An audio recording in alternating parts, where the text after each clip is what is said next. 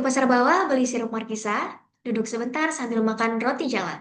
ASN berakhlak bukan hanya kata di kertas saja, tapi nyata di kerja, buktinya terasa. Assalamualaikum warahmatullahi wabarakatuh. Halo rekan-rekan semuanya.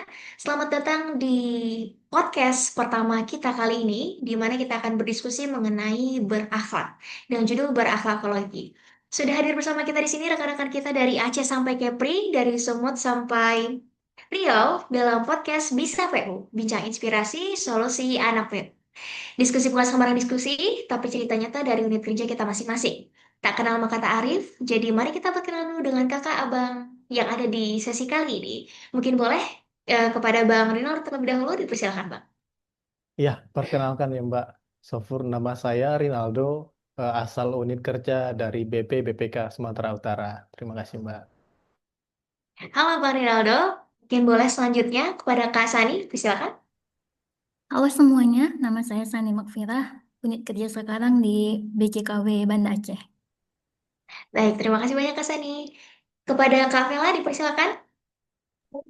Halo semuanya, perkenalkan saya Vela Tina Putri. Saya berasal dari unit kerja BP BPK Sumatera Utara. Halo Kak Vela, dan selanjutnya ada Bang Yogi nih, mungkin boleh Bang? Halo semua, perkenalkan nama saya Yogi Wahidin Saputra dari BP2JK Wilayah Kepulauan Riau. Baik, terima kasih banyak nih kakak bang semuanya. Dan juga bersama saya Sofra Salma dari BP2JK Wilayah Riau yang akan memandu podcast pada hari ini. Oke, baik kakak bang, mungkin kalau kita bicara nih tentang berakhlakologi, tentang berakhlak sendiri itu bisa menjadi itu merupakan pegangan kita nih sebagai ASN yang mana ada berorientasi pelayanan, lalu ada akuntabel, kompeten, harmonis, loyal, adaptif dan juga kolaboratif.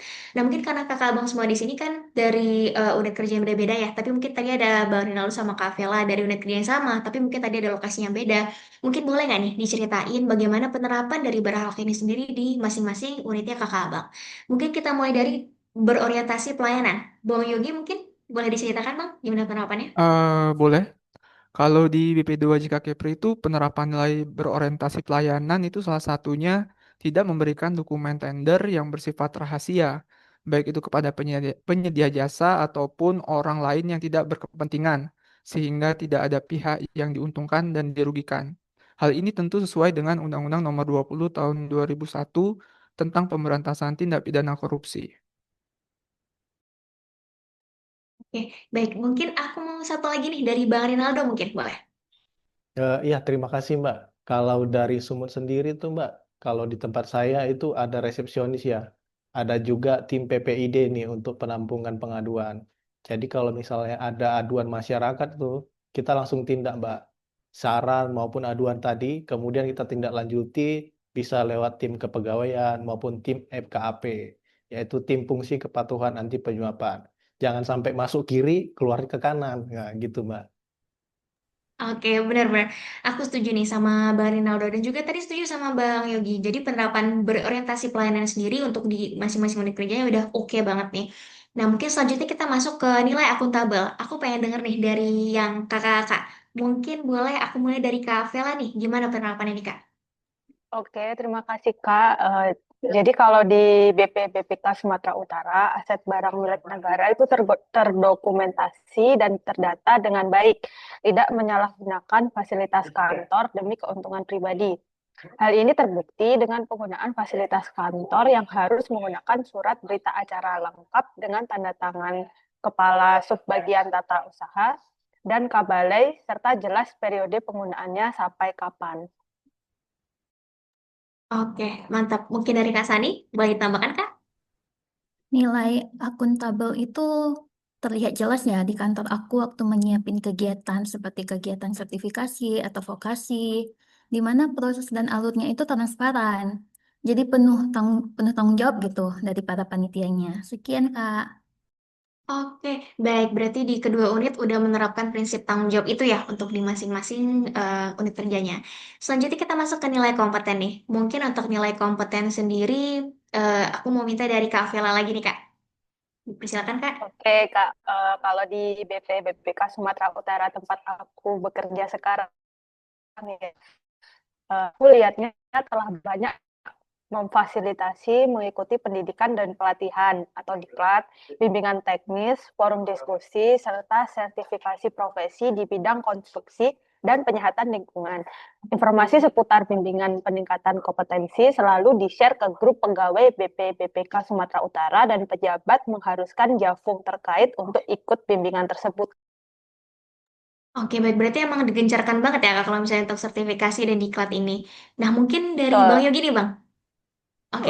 Kalau di balaiku ya CPNS itu langsung diturunkan, kan terutama dari Dirjen Bina Konstruksi ya. Jadi disuruh mengevaluasi SIMPK, yaitu Sistem Informasi Material dan Peralatan Konstruksi, lalu jadi kurator e-katalog Inaprok versi 6. Jadi selagi CPNS langsung dapat ilmu-ilmu baru nih. Gimana ya nanti kalau jadi PNS? Benar juga ya Mungkin Bang ya makin dari banyak CPNS tugasnya aja. ya. Betul, betul. Tapi oke tuh Bang. Maksudnya dari CPNS kita udah dilatih kan, udah mulai dimasukin, dilibatin di beberapa pekerjaan gitu ya. Oke, baik. Selanjutnya kita masuk nih ke nilai harmonis dan loyal. Mungkin kita mulai dari Bang Rinaldo dulu, boleh Bang? Silakan. Ya, terima kasih Mbak. Benar sih masalah harmonis dan loyal ya. Jadi kalau di BPBPK Sumatera itu kita kemarin itu ada kegiatan pilah sampah nih. Nah, di sini kita melibatkan bukan hanya dari instansi BPBK Sumut, tapi juga instansi lain nih. Jadi kita itu ajak DLH, ajak komunitas lingkungan juga nih, Mbak, untuk melakukan kegiatan pilah sampah tadi. Nah, jadi pekerjaan lintas instansi ini terasa lebih mudah gitu, Mbak, kalau kita berbarengan gitu, bekerja secara harmonis. Dan kalau kita ini juga kita lakukan secara bersama-sama, semuanya itu terasa sangat ini ya, apa istilahnya? eh Sangat eh gimana ya ngebilangnya ya?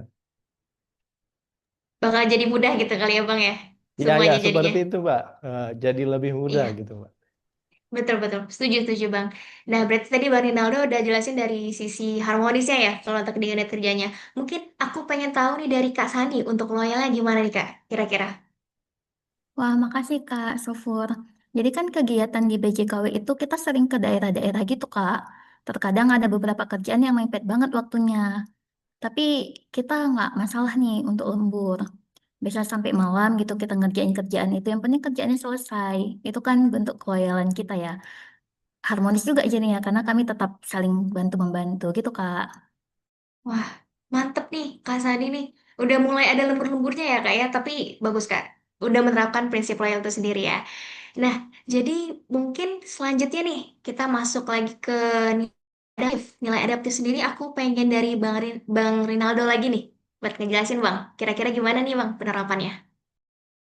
Iya, kalau saya lihat sih Mbak di BPBPK Sumatera ini ya, masalah edukasi itu eh, dari BPBPK Sumat sendiri itu memberikan edukasi bukan sekedar tatap muka aja nih Mbak, tapi juga secara digital ya, lewat konten-konten sederhana yang saat ini mulai digalakkan di akun sosial media BPBPK Sumatera Utara.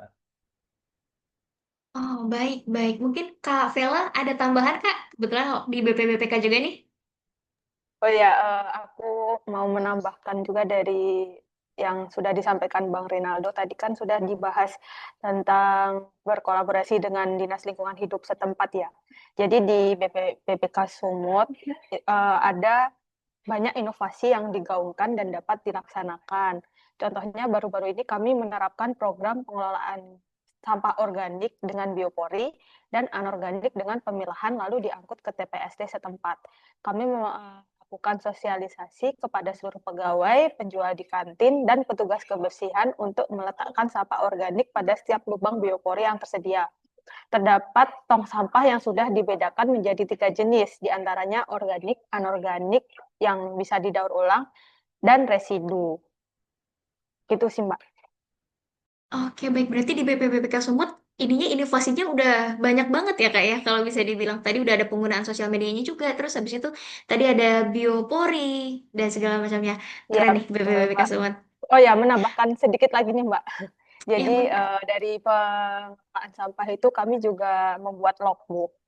Logbook yang catat berapa timbulan sampah dari masing-masing jenis sampah tersebut, Kak. Oke. Baik, baik. Mantap nih, Kak. Oke, makasih banyak nih Kak Vela dan Bang Rinaldo. Dan yang terakhir nih, ada nilai kolaboratif. Aku mau masuk ke Kak Sani lagi nih. Gimana nih Kak penerapannya untuk di unit IQ-nya Kak Sani? Kalau di BJKW 1 itu kita sering gandeng OPD di daerah, Kak, sama kampus-kampus di wilayah kerja kita juga. Jadi kolab ini biasanya untuk kegiatan sertifikasi dan vokasi, gitu, Kak. Oke, baik. Mungkin Bang Yogi, Bang? Kalau di BP2JK Kepri itu menerapkan prinsip komunikasi yang efektif dengan mengadakan rapat atau briefing rutin sebagai sarana menyampaikan perkembangan terkini terkait paket lelang, pembagian tugas masing-masing anggota tim, serta membahas kendala yang dihadapi selama proses pelaksanaan. Baik, mantap. Berarti untuk kolaborasinya sendiri memang sudah terterapkan dengan cukup baik, dengan baik malah di unitnya Abang Kakak semuanya. Oke, baik. Mungkin makasih banyak nih Bang. Aku ucapkan kepada Kakak Abang atas pemaparan mengenai contoh-contoh penerapan berakhlak di unit kerjanya masing-masing. Menurut aku ini udah luar biasa ya. Soalnya alhamdulillahnya ketujuh poinnya sudah diterapkan dengan sangat baik di masing-masing unit kerjanya. Dan semoga kita bisa juga ya Kakak Abang. Nah, mungkin sekian dulu untuk podcast kita pada hari ini. Aku akan tutup dengan pantun. Kalau ke Medan jangan lupa durian, kalau ke Aceh jangan lupa timpan. ASN berakhlak jadi teladan harian untuk Indonesia maju, sejahtera, dan berkeadilan. Terima kasih banyak Kakak Abang dan pendengar podcast Bisa PU semuanya. Sampai jumpa. Dadah. Terima kasih semuanya. Sampai jumpa. Terima kasih semua.